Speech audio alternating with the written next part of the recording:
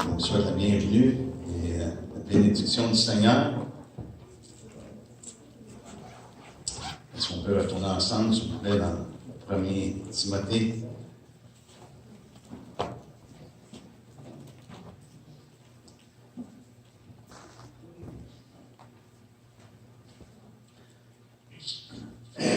Excusez-moi.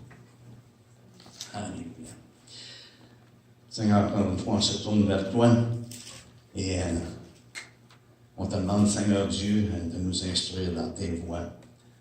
Que nos cœurs soient disposés, Seigneur Dieu, non seulement d'entendre, mais de recevoir ta parole, afin, Seigneur, qu'elle ait libre accès de nous transformer, de nous changer, de nous rendre conformes de plus en plus à l'image de ton Fils. On te remercie, Seigneur, notre cœur est rempli de reconnaissance. On désire connaître la vérité de plus en plus et marcher dans la vérité. Fais-moi te rendre grâce ce matin. Au nom de Jésus. Amen. Amen. Eh bien, dans les dernières semaines, on a commencé à regarder plus d'instructions que le Seigneur donne à Timothée. Et puis, savez-vous quoi? Lorsque je considère cette lettre-là, je me dis, wow! C'est pas pour rien que dans sa deuxième lettre, Paul donne vraiment un mandat à Timothée qui est vraiment, en anglais on dit sobering, qui est vraiment te réveiller. Et puis, parce que la parole de Dieu nous dit clairement que dans les derniers temps, il y allait avoir des temps difficiles, n'est-ce pas? Et que ça va être même difficile de prêcher la parole de Dieu. Pourquoi? Parce que les gens ne voudront pas l'entendre. Ils vont se donner des docteurs, une multitude de docteurs. Et de plus en plus qu'on avance, plus qu'on va voir les difficultés associées avec la prédication de la parole de Dieu, telle qu'elle nous a été révélée. Regardez la solennité avec laquelle Paul, dans sa deuxième lettre, et la raison pourquoi je vais mentionner ça, c'est parce que afin qu'on puisse porter encore une plus grande attention à ce qu'il a écrit dans la première lettre. Mais ça nous dit au chapitre 4 de Timothée, ça nous dit au verset 1, « Je t'en conjure devant Dieu et devant Jésus-Christ, qui doit juger les vivants et les morts, et au nom de son avènement et de son royaume, prêche la parole. » Mais oui, je t'en conjure. La charge qu'il lui donne, c'est devant Dieu et devant Jésus-Christ qui doit juger les vivants et les morts. Donc, on voit la charge de prêcher la parole de Dieu, que ce soit convenable ou favorable ou non favorable. Il dit de le faire dans toute occasion qui lui est donnée. Donc, ça nous met, je pense, en disposition de reconnaître que sa première lettre était vraiment importante. Pourquoi? Parce que ça lui donne une bonne idée de vraiment la charge qu'il a donnée, les instructions qu'il lui a données de prêcher la parole. Voici des instructions, comment tu dois te conduire dans la maison de Dieu, qu'est-ce que tu dois faire. Toutes ces choses-là, les choses que tu dois exposer, les choses que tu dois tenir ferme et te mettre en garde. Et c'est ce qu'on a regardé la semaine passée. Parce qu'il y a des choses que Dieu nous amène à se mettre en garde. Et on a commencé à regarder ça la semaine passée. Mais on n'a pas pris le temps de regarder l'objectif d'une mise en garde. Paul a mis une mise en garde à Timothée. Il l'appelle à être diligent. Applique-toi ces choses-là, prends soin de ces choses-là, donne-toi ces choses-là. Et en particulier, dans ce contexte-là, immédiat, c'est s'appliquer à la lecture, s'appliquer à l'exhortation, s'appliquer à l'enseignement. Il dit, applique-toi de ces choses-là. Sois diligent, donne-toi entièrement. Et j'ai mentionné la semaine passée que le même terme va être utilisé pour se mettre en garde. Autrement dit, se mettre à son poste. Se mettre en garde qu'on est dans notre poste, que nous sommes vraiment diligents. C'est la pensée de Paul ici qui communique à Timothée. Sois diligent, applique-toi, donne-toi entièrement à ces choses-là. mais une mise en garde. Et c'est pour ça, tout de suite par après, qu'est-ce qu'il dit? Ne néglige pas le don qui est en toi. Et c'est ce qu'on a regardé ensemble. Et chacun de nous sommes responsables, justement, de cette mise en garde-là. Parce que ce que Paul enseigne à Timothée, nous également, nous en tirons une leçon. Hein? On en tire leçon afin qu'on sache exactement qu'est-ce que le Seigneur aussi demande de son peuple, de son Église. Qu'aucun de nous soit négligent avec ce que Dieu nous a donné, mais de vraiment en prendre soin. Hein? Et de ne pas négliger ces choses-là. Donc, on a terminé la semaine passée que nous avons la responsabilité, parce qu'à chacun de nous, la grâce a été donnée, selon la mesure du don en Christ, de Christ, et en même temps qu'on a tous reçu la manifestation de l'Esprit. À chacun de nous est donnée la manifestation de l'Esprit pour l'utilité commune. Donc, on a tous une responsabilité parce qu'on a tous reçu. Et on a terminé avec le fait qu'on doit être de bons dispensateurs. Ce qu'on a reçu doit être mis à la disposition, doit être distribué, doit être donné. Mais ce qu'on n'a pas regardé, c'est l'objectif d'une mise en garde. Quel est l'objectif de Paul en lui disant « Ne néglige pas le don qui est en toi, le don qui t'a été donné. » Quel est l'objectif d'une mise en garde? Je pense qu'on a lu ces versets-là la semaine passée, mais j'aimerais qu'on y retourne dans 2 Pierre. Je pense que Pierre nous donne une bonne idée de l'objectif, du but d'une mise en garde.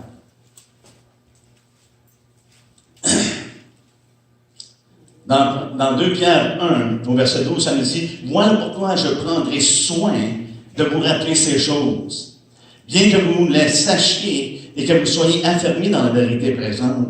Et je regarde comme un devoir, aussi longtemps que je suis dans cette tente, de vous tenir en réveil par des avertissements, en vous mettant en garde. De vous tenir en éveil. Je crois que c'est l'objectif de mettre en garde, c'est pour nous tenir en éveil. Chacun d'entre nous. On peut facilement, chacun d'entre nous, s'assoupir. Et le Seigneur nous avertit contre l'assoupissement. Et on le voit dans les Écritures, que même le Seigneur, lorsqu'il a dit à propos des 10 vierges, qu'est-ce qu'il a dit? 5 sages, 5 folles, mais se sont tous assoupis, ils ont tous tombé endormis. Mais qu'est-ce qu'on fait entre-temps? On voit la possibilité pour tous de s'endormir. Mais la différence, c'est qu'ils se sont préparés. Tout au long, ils se sont préparés. Et à un moment donné, oui, l'attente était longue et ils se sont assoupis et ont tombé endormis. Mais au moins, il y en a 5 qui avaient de l'huile prête. Ils s'étaient préparés tout au long. Les autres étaient insouciants. Ce que j'ai aujourd'hui, c'est bon pour aujourd'hui. Aucune préparation. Et éventuellement, tous sont tombés endormis. Mais lorsqu'ils ont entendu la voix qui dit « Levez-vous, c'est le temps de vous lever », ils s'en viennent. Il y en a 5 qui n'étaient pas prêts. Pourquoi? Parce qu'il n'y a fait aucune préparation. On doit être sage. Mais c'est ça, une mise en garde. Le Seigneur, dans sa parabole, met en garde de ne pas être prêt. Parce que le but de la parabole, c'est « Soyez prêts, veillez, soyez prêts ». C'était le but de la parabole. C'était une mise en garde des dangers présents. C'est de tenir en éveil. Même au chapitre 3, Pierre continue. Au verset 2, il dit, afin que vous au verset 1 plutôt. Voici déjà, bien-aimés, la seconde lettre que je vous écris. Dans l'une et dans l'autre, je cherche à éveiller par des avertissements votre sainte intelligence. Une mise en garde, c'est là pour nous éveiller, c'est là pour nous tenir en éveil. Afin qu'on ne tombe pas endormi, afin qu'on ne s'assoupisse pas, mais qu'on continue. Et je retrouve dans les Écritures, frères et sœurs, continuellement une mise en garde. qu'on commence à partir de la Genèse, parce qu'on se rend jusqu'à l'Apocalypse, il y a toujours des mises en garde. Continuellement, Dieu met son peuple en garde. Pourquoi? Parce qu'il y a des dangers. Il y a un adversaire qui cherche à détruire. Donc, il nous met en garde. C'est par amour qu'il nous met en garde. Afin qu'on puisse tenir ferme et qu'on ne s'assoupisse pas dans nos vies. Si on veut juste regarder à Marc 13, on sait le contexte, c'est peut-être à propos de son retour, mais je trouvais intéressant que Marc met un emphase particulier sur se tenir prêt.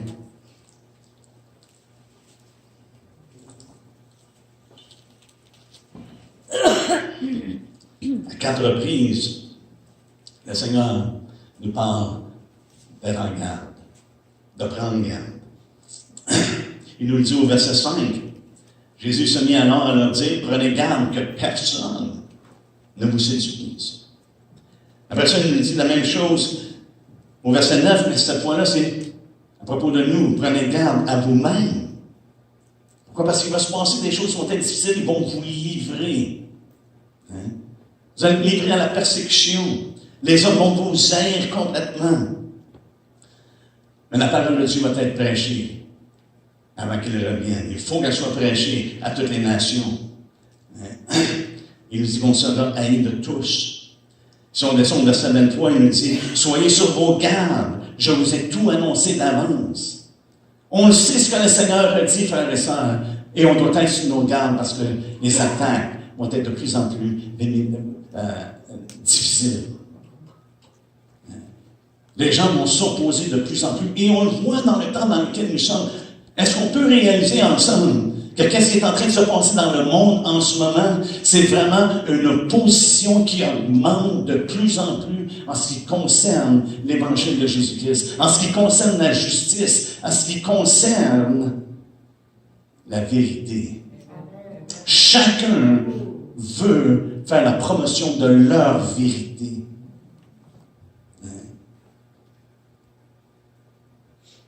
Le Seigneur a dit, soyez sur vos gardes, je vous ai tous annoncé. C'est ce que Jésus a dit, frères et sœurs, qui va se passer, et non pas ce que les hommes planifient qui va se passer. Les hommes font des plans, mais Dieu est au-dessus de tout. Et c'est ses desseins qui vont s'accomplir. Il nous a déjà annoncé comment ça allait se terminer. Et ce temps-là approche de plus en plus. C'est pour ça qu'il dit, levez vos têtes, instruisez-vous. Instruisez-vous, qu'est-ce qui se passe? Sachez que le Fils de l'homme est à la porte. Extrêmement important. Mais c'est ça la mise en garde. C'est pour nous tenir éveillés, ne pas dire, ah, mais notre Seigneur retarde. Non, au contraire, levez vos têtes parce que votre délivrance approche. C'est le but de Paul de mettre en garde. Sois diligent, applique-toi, Timothée. Et la même parole s'applique à nous. On doit être diligent et non pas négligent. Parce qu'il y a un danger. Il y a un danger. Une des choses également, je crois, qui est l'objectif des avertissements, l'objectif d'une mise en garde, c'est de responsabiliser les auditeurs. Frères et sœurs, on est affligés dans notre génération. On est affligé avec une mentalité de victime, de déresponsabiliser les gens. C'est pas ta faute. C'est pas ta faute. Exactement la même chose qui est arrivée dans le jardin, frères et sœurs. C'est pas ma faute. C'est la femme que tu m'as donnée. On va blâmer Dieu. Ah, la femme, c'est pas moi. On va blâmer le serpent. C'est le diable qui m'a fait faire ça. Et depuis les générations, depuis le temps de la chute de l'homme s'est toujours déresponsabilisé. Mais tout de suite après la chute, Dieu a responsabilisé les hommes immédiatement, Adam ou Ève. Il voulait qu'Adam réalise que Dieu savait exactement ce qu'il était, mais qu'Adam avait besoin de réaliser où il était. Et qu'est-ce qu'il avait fait? Qu'il était responsable d'avoir désobéi à à Dieu. Même s'il était fils de Dieu, il a subi les conséquences de ses actions. Il était responsable de ce qu'il a fait. Et par la suite, Dieu a mis Caïn responsable. Il dit, le péché est à ta porte, mais toi, domine sur le péché. Mais maintenant, on vit dans un temps, et à travers les générations, ça a toujours été comme ça, de déresponsabiliser les hommes. Mais c'est pas moi, c'est pas de ma faute. Et toujours de blâmer autre chose, ou de blâmer quelqu'un, ou de blâmer les circonstances, blâmer nos expériences. Toujours de blâmer et de se déresponsabiliser. Frères et sœurs, Dieu nous appelle à être responsables. Et ici, Paul appelle Timothée à être responsable. Sois diligent. Applique-toi à ces choses-là. Ne néglige pas. Ne sois pas négligent. Parce qu'on va tous avoir à rendre compte devant Dieu. Et savez-vous qu'on soit devant lui, Dieu va nous tenir responsables pour le bien et le mal qu'on a fait. On pourrait pas dire, mais c'est la faute de... Non, on va être devant lui. Et nous allons être jugés par notre Sauveur. Pour le bien et le mal, on va faire. Jésus nous rend responsables. Dieu nous rend responsables. Mais savez-vous quoi? Nous n'avons aucune excuse. Aucune excuse. Pourquoi? Parce qu'on est capable de nous-mêmes. Non. Jésus dit, de vous-même, vous ne pouvez rien faire. Mais avec moi, vous pouvez tout faire. N'est-ce pas? Christ nous a donné son esprit. Vous allez recevoir une puissance après que vous ayez reçu l'Esprit de Dieu. Donc, on a moins d'excuses que toute autre génération depuis la venue de Christ. Cette génération-là, dans les psaumes, je ne me souviens pas du psaume, mais ça dit qu'une génération, c'est une postérité. Sa postérité, la postérité de Christ. Donc, depuis la venue de Christ jusqu'à maintenant, frère, ça c'est la postérité. Et nous sommes... on a beaucoup d'excuses, on pourrait dire, que les générations d'avant.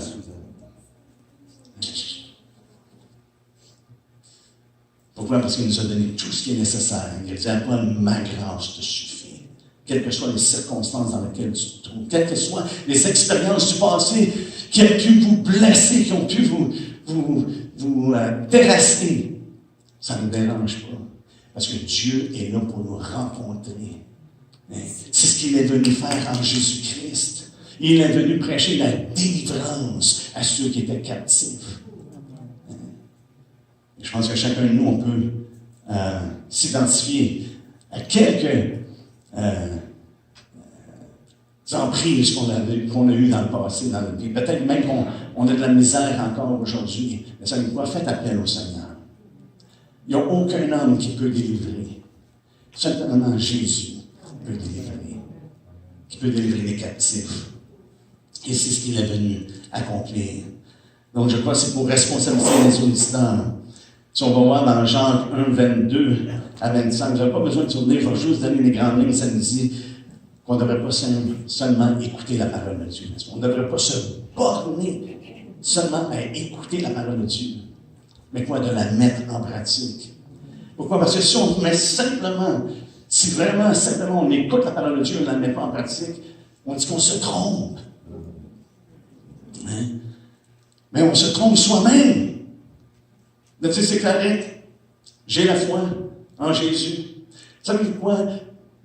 Le plus grand danger de la saine doctrine, savez-vous c'est quoi? À mon opinion, c'est la doctrine. La doctrine même peut être en opposition à la saine doctrine. On peut tenir à une doctrine, mais qui n'est pas nécessairement la saine doctrine. Donc, une personne peut mettre la foi dans une doctrine, plutôt de mettre la foi en Christ, qui est la saine doctrine. C'est les paroles qui sortent de sa bouche, qui est la saine doctrine. Voyez-vous, les pharisiens avaient une doctrine, frères et sœurs. Ils avaient une doctrine même qui disait que c'est la doctrine de Dieu. Mais Jésus dit, si quelqu'un fait la volonté de mon Père, il va connaître ma doctrine. Alléluia. La sainte doctrine versus la doctrine. Et je crois qu'on doit faire attention. On doit être sur nos gardes. Parce que si vous vous trompez vous-même, si simplement vous l'écoutez, vous vous bornez à l'écouter, vous la mettez en pratique, vous vous trompez vous-même par de faux raisonnements. C'est une mise en garde que j'en donne. Faites attention. Et par la suite, au 2e chapitre, il dit, dites-moi, pensez-vous qu'une personne qui a la foi sans les œuvres peut être sauvée? Pensez-vous que ça va être sauvé? Il donne l'exemple d'Abraham et puis de son nom m'échappe, Rahab. Pour dire que la foi se démontre par des œuvres. Elle est reconnaissable parce qu'elle agit. La foi agit.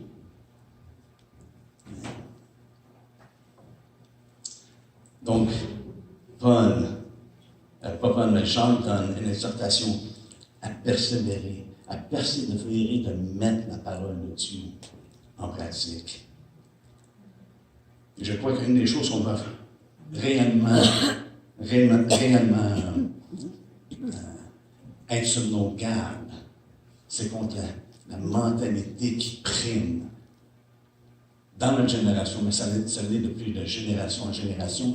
On dirait que c'est amplifié dans notre génération, cette mentalité de victime. Notre mentalité, frères et sœurs, savez-vous, c'est laquelle? C'est la pensée du Seigneur. Ça doit être la pensée du Seigneur. Ça ne peut pas être juste ce qui se passe alentour de nous. Ça doit être la pensée du Seigneur. Qu'on soit renouvelé, transformé par le renouvellement de notre intelligence. Pourquoi cette mise en garde-là? Parce que Paul est conscient des conséquences qui sont dangereuses et désastreuses. Au minimum, ça peut être une perte de récompense. Paul dit, prenez garde comment est-ce que vous bâtissez.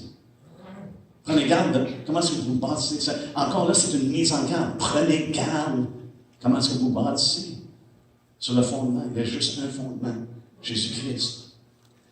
C'est prenez garde à la manière que vous bâtissez.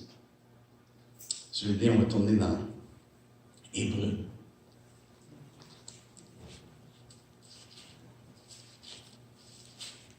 Hébreux 2. L'auteur d'Hébreux, ici, l'apôtre, il fait part au premier chapitre que Jésus, il n'y a personne d'autre de comparable à lui. Il est le Fils unique. L'image expresse de Dieu. Les anges sont pas comparables à lui. Au chapitre 2, verset 1, il dit, c'est pourquoi nous devons d'autant plus nous attacher aux choses que nous avons entendues, de peur que nous ne soyons emportés loin d'elle. Soyez sur vos gardes. Soyez sur vos gardes. Car si la parole annoncée par des anges a eu son effet, et si toute transgression et toute désobéissance ont reçu une juste rétribution, comment échapperons-nous? Il s'inclut là-dedans. Je pensais que l'auteur d'Hébreux était un homme qui connaît Dieu, qui avait une compréhension, mais il s'inclut. Il dit, comment échapperons-nous en négligeant un si grand salut? On est mis en garde de ne pas négliger, frères et sœurs, mais d'être diligent. Chacun de nous ici, on est conscient qu'on n'est pas sauvé par nos œuvres. On est conscient qu'on n'est pas sauvé par nos œuvres. On est sauvé pour notre foi en Jésus-Christ. Mais notre foi n'est pas dormante. Notre foi ne doit pas être stérile. Et il nous appelle de mettre la main à la pâte. Celui qui prend la charrue et qui regarde en arrière n'est pas digne du royaume. C'est un appel que Dieu donne à chacun de nous. Et il nous appelle, parce qu'il y a réellement un danger. Réellement un danger. Justement, dans 1 Corinthiens, lorsqu'il mentionne de prendre garde, le minimum, ça serait de perdre des récompenses. Si l'œuvre de quelqu'un est consommée, au verset 15, il perdra sa récompense. Pour lui, il sera sauvé, mais comme au travail du feu. Ça, c'est le minimum. Mais aussi, ça, c'était dans 1 Corinthiens 3,15. Mais ici, dans Hébreux 2, il faut faire attention pour ne pas être emporté loin des choses qu'on a entendues. Mais on doit s'attacher à ces choses-là plutôt. Et il nous fait part que, avez-vous remarqué, regardez ce qui s'est passé avec Moïse. Ceux qui ont transgressé ont reçu une juste rétribution. Qu'est-ce qui est arrivé avec les gens qui ont désobéi avec Moïse? Ils sont tous morts dans le désert. Et à maintes reprises, Dieu a jugé toute désobéissance des enfants d'Israël. Lorsqu'ils ont abandonné le Seigneur ou lorsqu'ils ont pris des décisions, Dieu a toujours jugé. Il y en a qui ça. À un moment, il y avait 25 000 qui sont morts en même temps, avec les serpents, et toutes ces choses-là. Et ici, il nous a dit, comment échappons-nous en éligeant ces grands saluts? Si eux n'ont pas été épargnés, comment est-ce qu'on va, nous, être épargnés? Comment est-ce qu'on va être échappés? Et regardez au chapitre 12, comme il parle,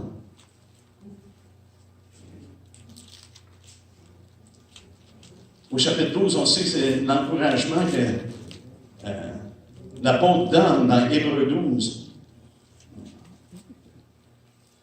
Ils dit, on a tellement une grande nuée de témoins. On doit persévérer dans la carrière qui nous est ouverte. Avoir des regards sur Jésus, n'est-ce pas? Et on sait qu'il parle des gens qui suivent le Seigneur. Il leur a donné une tonne de témoignages à propos des saints de l'Ancien Testament, n'est-ce pas? Abraham, Moïse, et tous ceux qui ont marché avant nous. Et au verset 18, si vous n'êtes pas approché d'une montagne qu'on pouvait tout toucher, et qui était embrassée par le feu, ni de la nuée, ni des ténèbres, ni de la tempête, ni du retentissement de la trompette, ni du bruit des paroles, tels que ceux qui l'entendirent demandèrent qu'il ne leur soit pas adressé une de plus. Car ils ne supportaient pas cette déclaration. Même si une bête touche la montagne, elle sera lapidée. C'est que Dieu ne fait pas de favoritisme. Il leur a démontré comment. Si une bête touche à la montagne, elle aussi est lapidée. Ça nous dit au verset 21, et ce spectacle était si terrible que Moïse dit, je suis épouvanté et tout troublant. Mais vous, il parle à ceux qui la lettre est adressée, mais vous êtes approchés de la montagne de Sion, de la cité du Dieu vivant, la Jérusalem céleste, des myriades qui forment le cœur des anges, de l'assemblée des premiers-nés, inscrits dans les cieux, du juge qui est le Dieu de tous, des esprits des justes parvenus à la perfection, de Jésus qui est le médiateur de la nouvelle alliance, et du sang de l'aspersion qui parle mieux que celui d'Abel. Gardez-vous, vous qui vous êtes approchés de la montagne de Sion. Gardez-vous de refuser d'entendre celui qui parle, car ceux qui refusèrent d'entendre celui qui publiait des oracles sur la terre n'ont pas échappé. Combien moins échapperons-nous si nous nous détournons de celui qui parle du haut des cieux? Lui dont la voix ébranla alors la terre et qui maintenant a fait cette promesse, une fois encore j'ébranlerai non seulement la terre, mais aussi les cieux.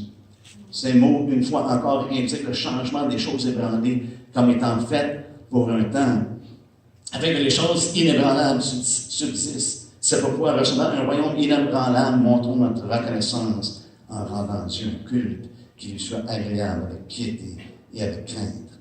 Car notre Dieu est aussi un feu dévorant.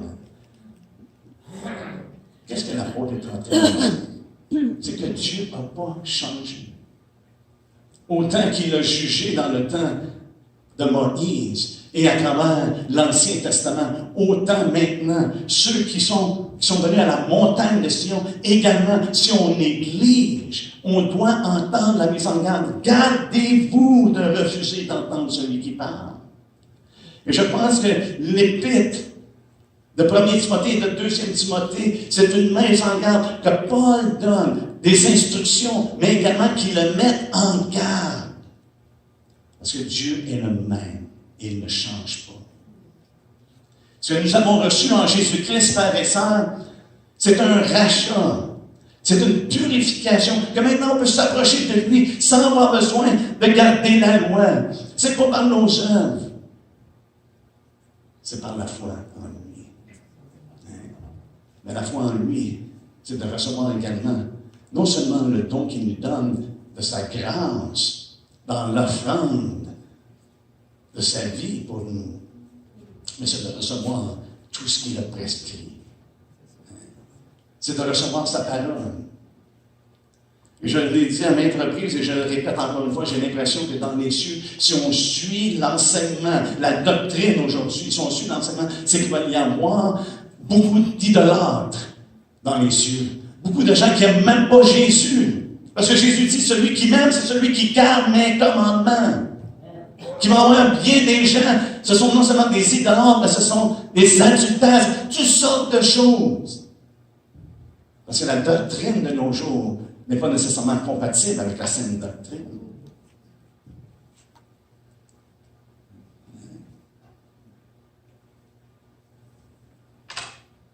Il nous dit, gardez-vous. Et Jésus nous dit, on l'a vu dans Marc 13, comment est-ce que... Je pense qu'on n'a même pas fini de regarder toutes les prendre garde. Retournons dans Marc 13. On est terminé avec « Soyez sur vos gardes ». Je vous ai tout annoncé dans Marc 13, 23. Mais si on continue, au verset 33, ça nous dit « Prenez garde, veillez et priez ». Une mise en garde, c'est justement pour nous responsabiliser. Veillez. Au verset 35, « Veillez donc, car vous ne savez quand viendra le maître de la maison, ou le soir, ou au milieu de la nuit, ou au chant du coq, ou le matin. Craignez qu'il ne vous trouve endormi à son arrivée soudaine. Ce que je vous dis, je le dis à tous. Veillez. » Et c'est ça une mise en garde, c'est pour nous tenir éveillés, c'est ce que Pierre a dit dans son épître. C'est pour nous tenir éveillés. Pourquoi? Parce qu'il y a un grand danger de tomber endormi, de s'assoupir et de s'endormir. Et c'est pour ça qu'il est important de préparer de jour en jour, en jour, en jour, jusqu'à ce qu'il vienne, de se préparer. Parce que même si pour un moment on tombe endormi, et je crois que l'Église a tombé endormie. Et le Seigneur, je crois qu'il est en train d'envoyer un signal, de dire, c'est le temps de se réveiller. C'est ce que Paul a dit, il y a 2000 ans passés. Il est grand temps de se réveiller. S'il était grand temps dans le temps de Paul, frères et sœurs, il est extrêmement urgent qu'on se réveille. Et qu'on se garde de ne pas entendre ce qui est dit. Ce qu'il nous est dit dessus, ce que Jésus lui-même nous dit. Parce que Jésus aussi nous met en garde dans les Écritures. Suite au chapitre 24 et 25 de Matthieu, il donne des paraboles qui nous indiquent à propos des serviteurs. Le serviteur qui est fidèle et prudent, qui donne la nourriture au temps convenable. Il nous donne des paroles tout de suite après avoir mentionné, justement, dans Matthieu 24, ce qui allait se passer, de se tenir en garde. Il nous donne comme une illustration pour qu'on puisse réaliser que, OK, ça va être comme un maître qui donne à son serviteur, OK, mais si ce serviteur est méchant, là, il dit, mon maître tarde, et il commence à agir contrairement. Et sa part va être avec les hypocrites. Et là, il va y avoir des pleurs et des grincements. Vous remarquez que Jésus ne fait aucune distinction, à part de dire qu'il y en a un qui était fidèle et prudent, mais ce serviteur est méchant. Et on a vu ensemble à maintes reprises, qu'est-ce que la méchanceté aux yeux de Dieu? C'est l'homme qui jette la parole de Dieu en arrière de lui, qui n'entend pas ce que Dieu dit. C'est ça le méchant. Hein? Qui rejette la parole de Dieu.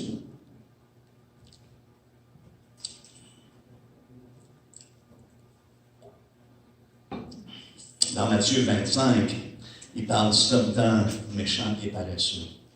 Quel est celui qui est méchant et paresseux? C'est celui qui a reçu juste un talent. On pourrait comparer ça avec... C'est celui qui reçoit juste un don. À comparer de ceux qui en ont 5, de ceux qui en ont 2, ceux qui en ont plus. Mais il démontre que sa connaissance du maître était fautive. C'est pas qu'il n'était pas un serviteur, il était le serviteur. Il a été appelé comme les autres. À un, il en avait 5, à l'autre 2, à l'autre 1. Tous serviteurs. Le maître leur donne chacun une responsabilité avec ce qu'ils ont reçu. Mais lui est allé le cacher. Et Jésus l'appelle, dit que c'est un serviteur méchant et paresseux. Inutile. Hein? Il dit de le prendre et de le jeter dans les ténèbres. Là, il va y avoir des pleurs et des grincements dedans. Il nous donne des paraboles suite à ce qu'il vient de parler. Hein? Il vient de parler au chapitre 24 de ce qui va se passer avant sa venue. Et qu'on doit veiller, prier, être sur nos gardes. Hein? Et il donne cette parabole-là. C'est serviteur-là. Hein? Il y en a un qui veillait. Il y en a un qui était prêt, l'autre, non. Ah, mon maître tarde. L'autre avait des responsabilités qu'ils ont reçues, et encore une fois, il est allé cacher. Il a négligé ce qu'il avait reçu de la part de Dieu. Et je crois qu'il faut vraiment être sur nos gardes. Donc, on peut dire que le but, ou les buts, qui sont associés avec des mises en garde, c'est de nous garder alertes, attentifs et actifs dans l'œuvre de Dieu. Amen.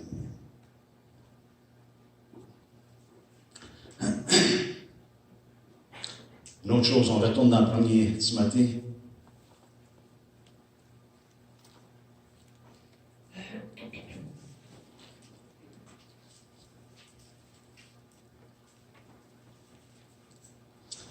Au verset 13, on a mentionné ce matin, jusqu'à ce que je vienne, applique-toi à la lecture, à l'exhortation, à l'enseignement.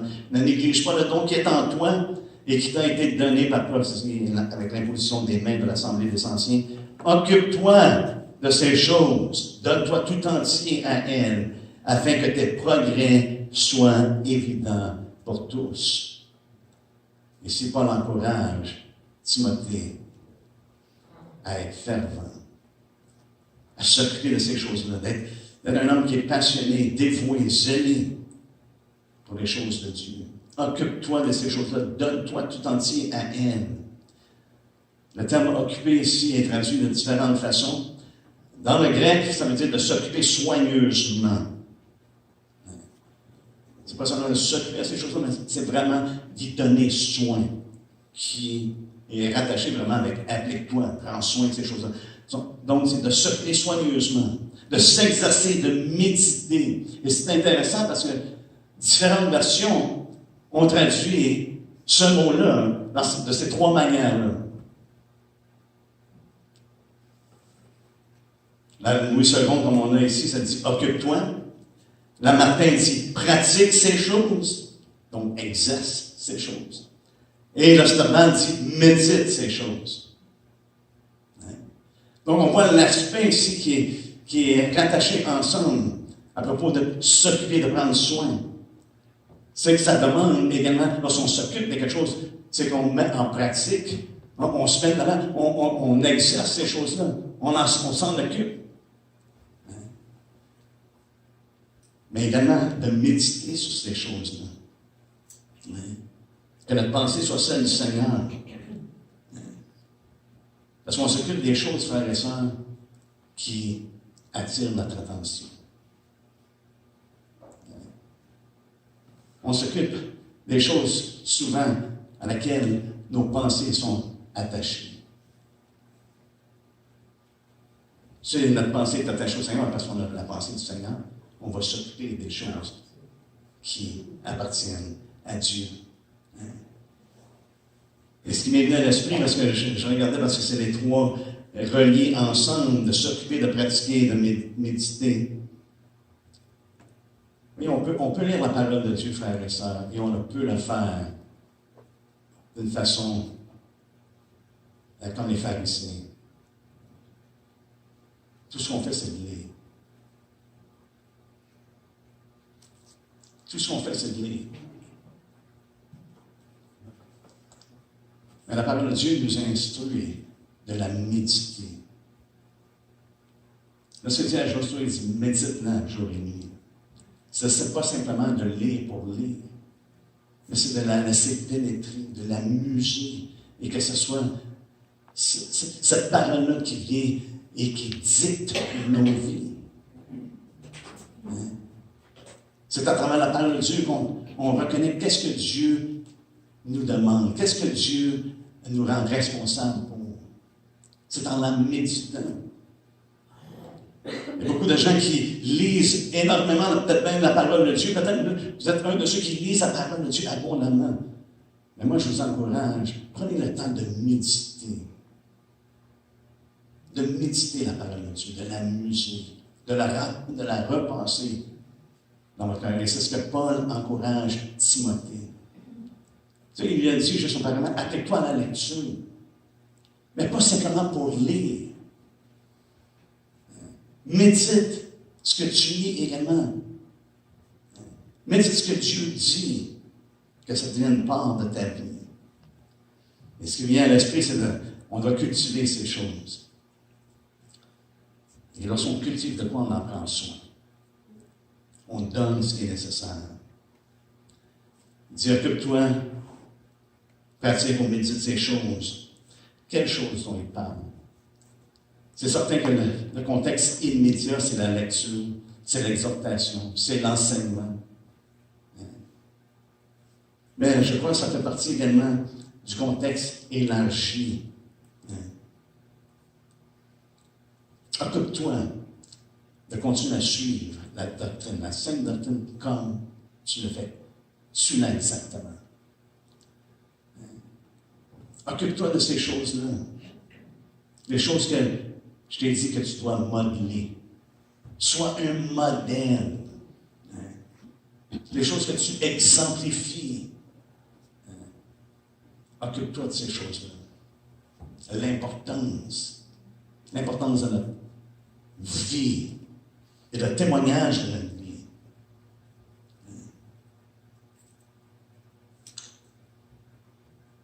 Occupe-toi. Parce qu'il lui a dit, en exposant ces choses, parce qu'il y a des choses qui sont fausses, il y a des choses qui ont besoin d'être mises en lumière. En exposant ces choses, tu seras un bon ministre de Jésus-Christ. Nourris la parole de foi.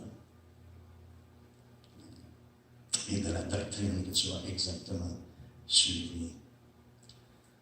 Donc, Paul, c'est comme il veut que Timothée soit dévoué à ces choses-là, zélé pour ces choses-là, qu'il y ait une ferveur dans son cœur pour les choses de Dieu. Donne-toi tout entier à elle, sans réserve, sans distraction, sans être partagé. Oui, Paul, il n'a pas seulement dit ça à Timothée. Il ne dit pas seulement ces choses-là à Timothée, mais il dit à l'Église. Dans Romains 12, 11, ça nous dit, ayez du gêne et non de la paresse. Soyez fervents d'esprit. Servez le Seigneur.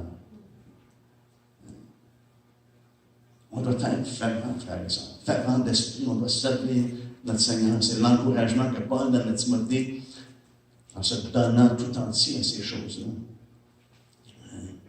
Sans tiédeur. Autrement dit, mercredi soir, on a regardé ça justement dans l'Apocalypse. Avec nous, on va aller dans l'Apocalypse. Dans l'Apocalypse 3. Je me disais, tiens, ça s'enligne avec ce que j'allais partager ce matin. Dans l'Apocalypse 3, on sait l'église de l'Odyssée, ouf, hein? Mais c'est quand même l'église. C'est quand même l'église, frères et sœurs. Il dit écrit à l'ange de l'église de la Odyssée, Le Seigneur n'a pas rejeté l'Église. Il est écrit à l'Église de la Odyssée, voici ce que dit l'Amen, le témoin fidèle et véritable, le principe de la création de Dieu. Je connais tes œuvres, je sais que tu n'es ni froid ni bouillant. Hein? Il n'était pas diligent. Il y avait de la négligence, de la diligence. Il s'occupait de certaines choses, mais non pas d'autres, malgré qu'il ne mentionne rien dans ce passage-là que l'Église faisait, qui comptait aux yeux du Seigneur. Mais dit, puisses-tu être froid ou bouillant?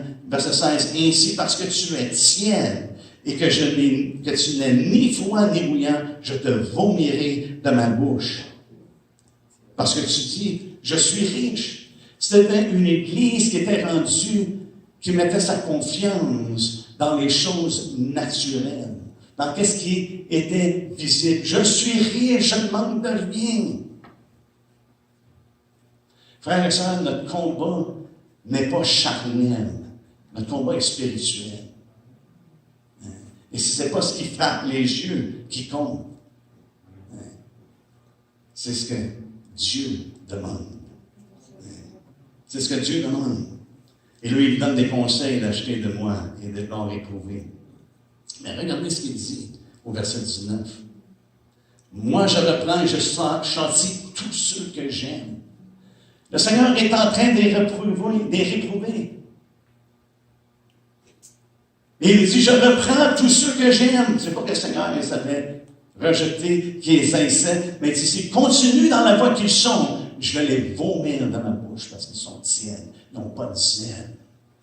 Hein? Ils n'ont pas de ferveur, ils ne sont pas dévoués, ils ne sont pas donnés. Ils n'ont aucune application pour les choses qui comptent aux yeux de Dieu. Je vais vous vomir de ma bouche. Mais regardez ce qu'il dit.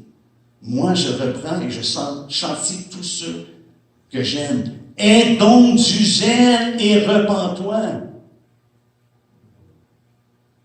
Une personne qui est zélée est prompt à se repentir lorsqu'il voit qu'il est convaincu par l'Esprit de Dieu. Il est prompt de se repentir. Et le Seigneur leur donne la promesse. Il dit, voici, je me tiens à la porte et je frappe. Si quelqu'un entend ma voix et ouvre la porte, j'entrerai chez lui. Je souperai avec lui et lui avec moi. Et encore une fois, ce n'est pas parce qu'on fait partie d'un corps, qu'on fait partie d'une assemblée, qu'on est garanti qu'on est sauvé. Ou qu'on est garanti qu'on fait ce que Dieu veut qu'on fasse. C'est personnel, il dit, je frappe à la porte. Et si quelqu'un ouvre la porte, je vais rentrer chez lui. Il n'a pas dit je vais rentrer dans l'assemblée, je vais rentrer chez lui. C'est une relation personnelle avec Jésus-Christ. Il est le sauveur des hommes. Il est le sauveur de quiconque l'appelle. Et regardez ce qu'il dit. Celui qui vaincra. La cause n'est pas perdue même pour l'Église de la Odyssée. Voici celui qui vaincra, je le ferai asseoir avec moi sur mon trône, comme moi j'ai vaincu, je me suis assis avec mon Père sur son trône. Que celui qui a des oreilles entende ce que l'Esprit dit aux Églises. C'est celui qui va vaincre.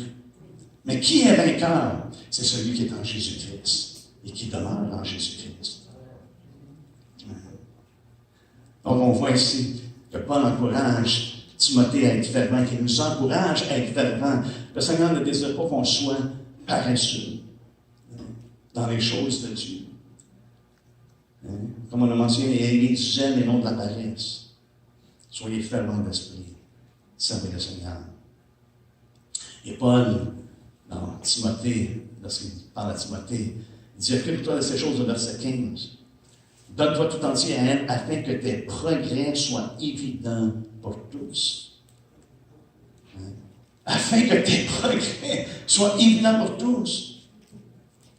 Parce que si vraiment tu es en relation avec Jésus-Christ, il va y avoir progression. Il va y avoir un avancement dans ta vie.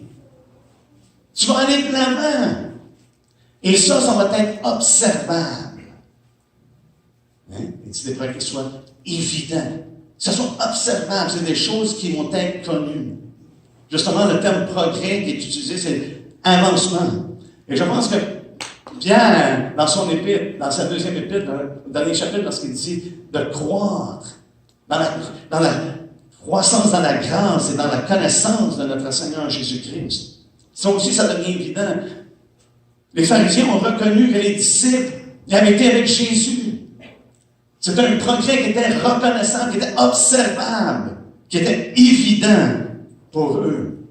Ils ont dit, oh, ces hommes-là ne sont pas instruits, pas de miettes, c'est des pécheurs. Même pas, ils ont été avec Jésus. Pourquoi? Parce qu'ils font ce que Jésus a fait. Ils ont une assurance de prêcher l'Évangile. Paul, dans 1 Timothée, 1 Thessaloniciens 4, encourage constamment, à travers les Écritures, on est toujours encouragé, frères et sœurs, dans la progression, d'aller de l'avant, dans l'avancement. Si on ne va pas de l'avant, c'est parce qu'on est en train de reculer.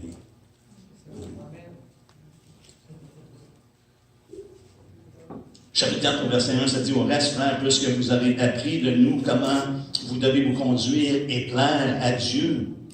Et vous avez appris, c'est ce qu'on vous enseigne, comment est-ce que vous devez vous conduire et comment est-ce que vous devez plaire à Dieu. Ça, c'est la saine doctrine. Et c'est là ce que vous faites.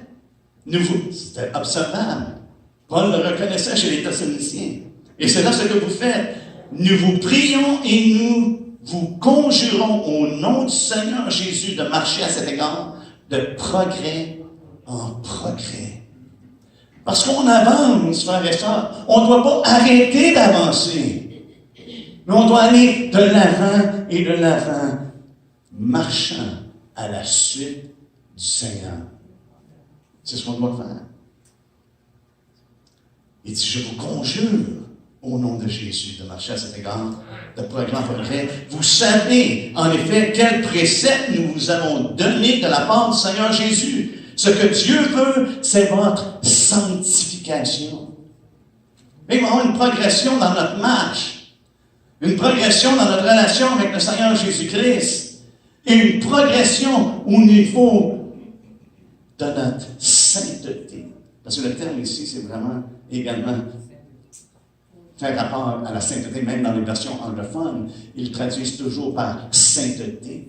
Ben, pas toujours, mais la plupart du temps par sainteté. Que la volonté de Dieu, c'est votre sainteté. C'est que vous soyez de plus en plus à part, mis à part pour Dieu, zélé pour lui, dévoué pour Dieu, consacré à Dieu pour son œuvre. Pourquoi? Parce que nous sommes le sel de la terre. Nous sommes la lumière du monde. Le monde dans lequel nous vivons, frères et sœurs, est absolument perdu. Il n'y a absolument rien dans ce monde qui est bon en soi. Jésus dit, il y en a juste un qui est bon, Dieu. Amen. Mais on voit que le monde dans lequel nous vivons sombre de plus en plus dans des ténèbres épaisses et épaisses. Et nous, on doit continuer d'être la lumière du monde. Et cette lumière-là, c'est Jésus-Christ. Jésus-Christ en nous. Et Jésus habite en nous par son esprit, mais également par sa parole. Celui qui garde ma parole. Si vous demeurez en moi et que ma parole demeure en vous, l'esprit et la parole de Dieu, inséparables.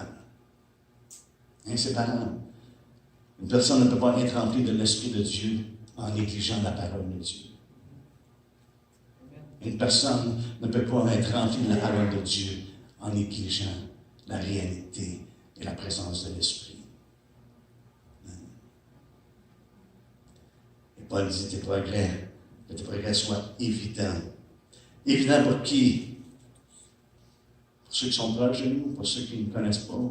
Non, évident pour tous. Évident pour tous.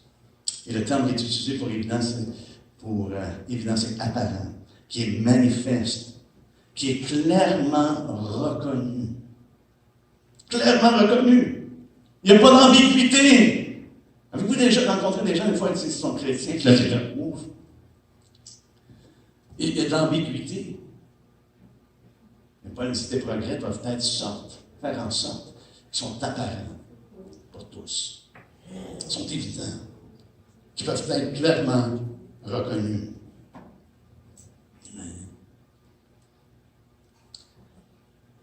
Et ça me fait penser à ce que Jésus dit concernant justement. Il dit que les hommes, j'essaie de me rappeler, il dit que quiconque fait le mal, est le mal, et ne vient pas dans la lumière, quelque chose dans ce genre-là, parce que ses œuvres sont mauvaises. Parce qu'il a peur que ses œuvres soient dévoilées. Mais celui qui agit selon la vérité vient à la lumière, afin que ses œuvres soient manifestées.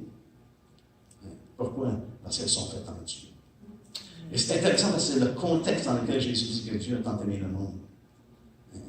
Et qu'est-ce qu'il a dit? Afin que quiconque croit en lui ne périsse point, mais ait la vie éternelle.